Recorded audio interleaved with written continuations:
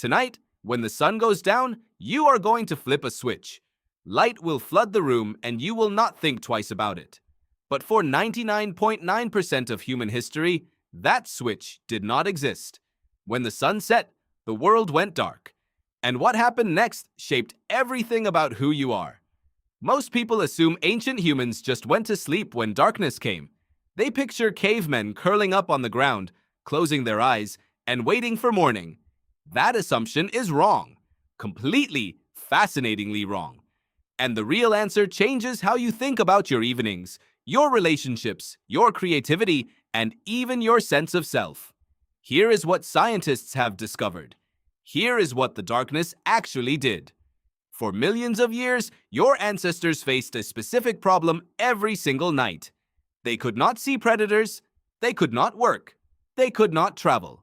The darkness was not just inconvenient, it was lethal. Lions, hyenas, leopards, these animals are built for the night. Your ancestors were not.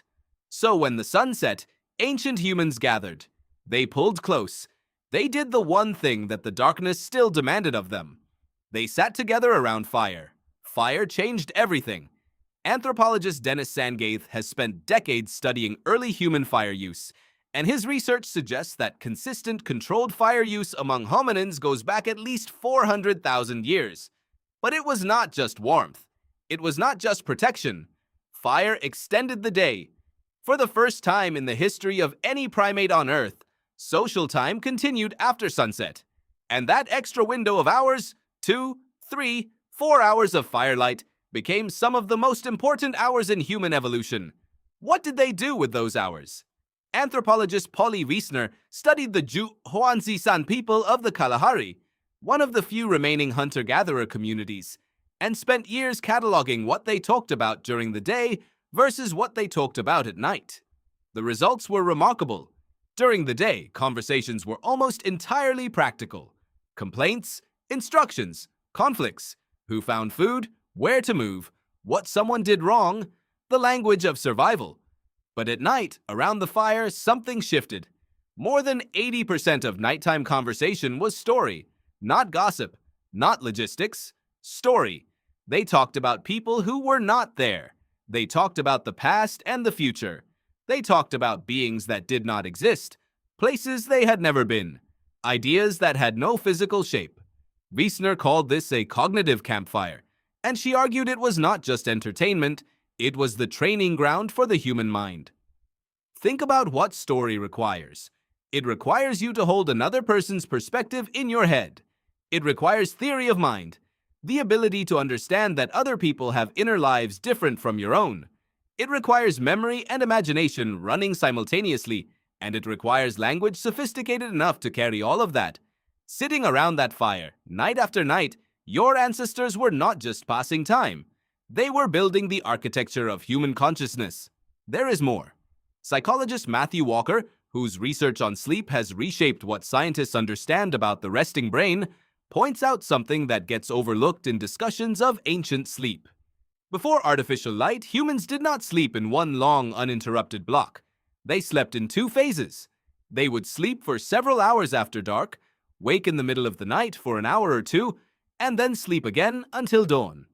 Historian Roger Ekirch spent 20 years researching historical documents, diaries, court records, literature, and found hundreds of references to this segmented sleep pattern across medieval and early modern Europe. He called the 2 phases first sleep and second sleep. That waking period in the middle of the night was not insomnia. It was not a dysfunction. It was a feature. People used it. They prayed, they thought, they visited neighbors.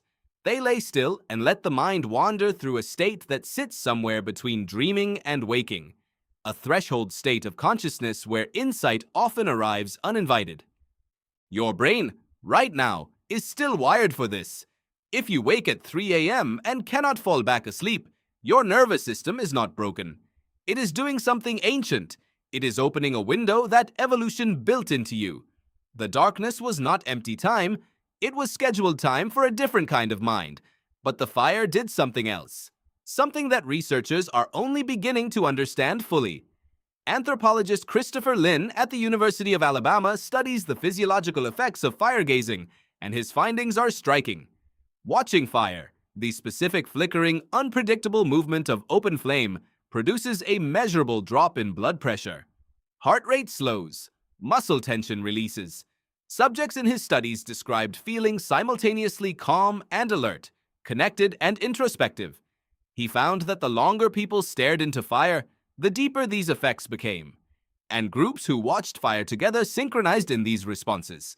What this means is that your ancestors were not just warmed by fire, they were neurologically regulated by it. The fire was a shared calming mechanism, an ancient technology for group emotional reset. Every stressful event of the day, the failed hunt, the argument, the fear, dissolved slowly under hours of collective fire gazing. You still feel this. You know exactly what it is like to sit beside a fire and feel something unclench inside you. Campfires, fireplaces, candles, you are drawn to them not out of nostalgia. You are drawn to them because your nervous system recognizes fire as a signal. A signal that says, the day is over, you are with your people, you are safe, let down. Now consider what you have replaced this with. The modern evening is bright.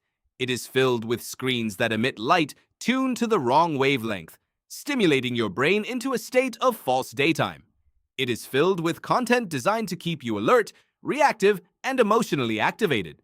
You scroll through conflict, you absorb other people's anxiety, you watch images that spike cortisol, and then you wonder why you cannot sleep, why you feel disconnected, why the hours between dinner and bed feel unsatisfying even when you fill them with entertainment. The darkness was not a problem your ancestors endured. It was a gift they had learned to use. It was time set aside structurally by the universe itself for the things that made them more than animals. Story, connection, the wandering mind, the calming fire. You have access to all of that tonight. The fire does not have to be literal, though it can be. The story can come from your own mouth, told to someone sitting close to you. The wandering mind is still in there, waiting for you to stop feeding it tasks.